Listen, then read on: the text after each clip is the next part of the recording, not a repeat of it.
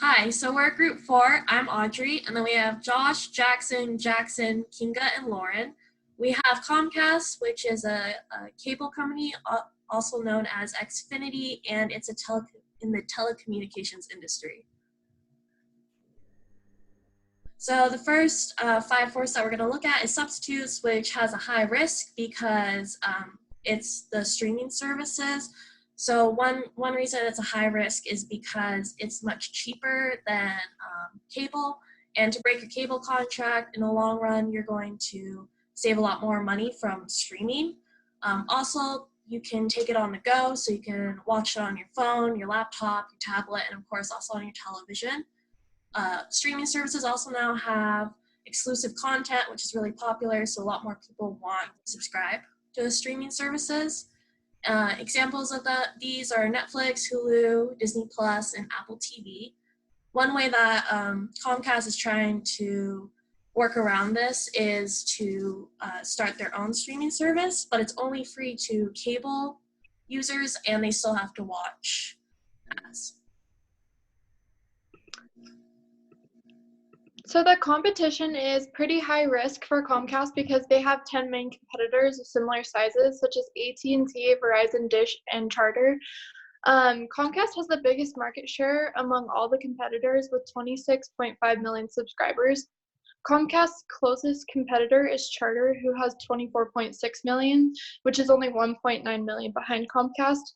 With the industry rapidly growing, Comcast can reduce competition by focusing on marketing to new customers, as well as trying to win over people from existing companies. Comcast can also work on ways to differentiate their products from competitors via partnerships with digital companies and services. All right, and I had the bargaining power of suppliers.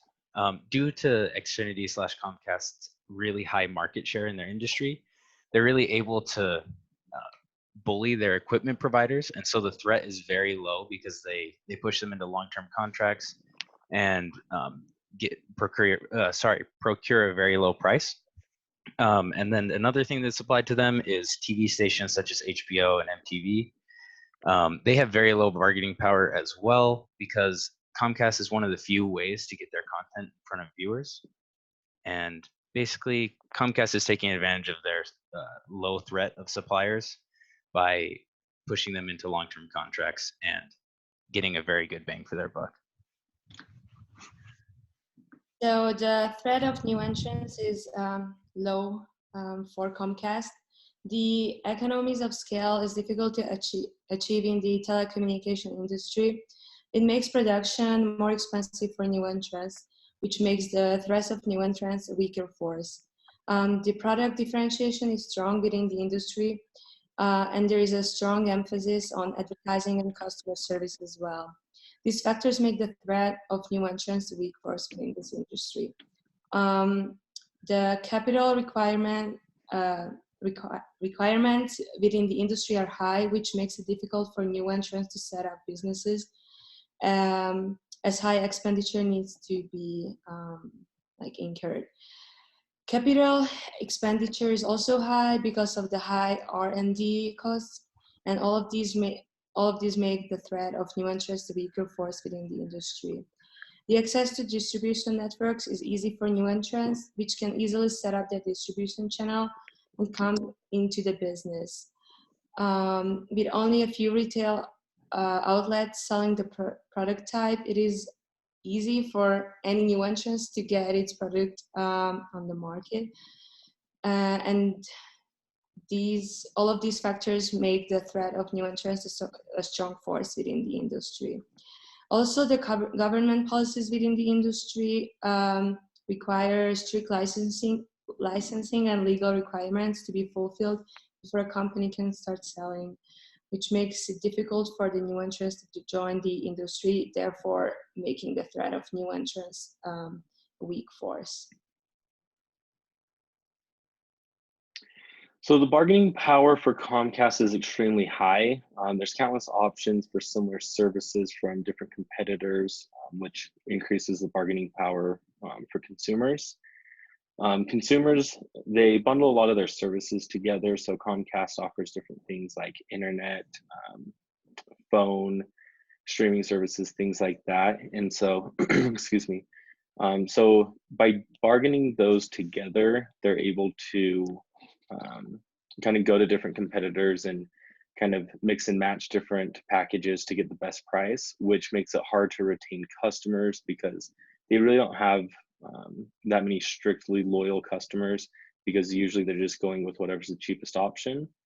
The other thing with the bargaining power for buyers is that customers are usually able to kind of set their own terms and conditions and prices when it comes to the services, because a lot of them will kind of shop around and then go with one that they actually want, and then be like, you know, this other company is offering this deal. Can you guys match that, or can you do a little bit better? Which kind of drives that bargaining power to be pretty high. Comcast is one of the leading cable TV providers in the US, partly due to their superior competitive advantage. Many consumers have canceled their cable TV subscriptions and have switched to streaming services such as Netflix, Hulu, and Disney Plus. Comcast expected this and prepared for it. They offer a similar service called Xfinity Flex. Flex is a streaming service where you can stream more than 10,000 free movies and shows while also having access to Netflix, Prime Video, HBO, and Showtime. This product differentiates Comcast from competitors like Dish and Spectrum, thus giving them superior competitive advantage. From December 2015 to January 2017, the cable industry lost a collective 290,000 subscribers, while Comcast added 81,000 thanks to Flex. They also have quicker connection speeds than their competitors. For example, AT&T, they have 1,000 megabits per second faster download speeds.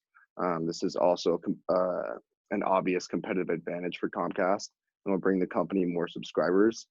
And that concludes our presentation on Comcast. Thanks for watching.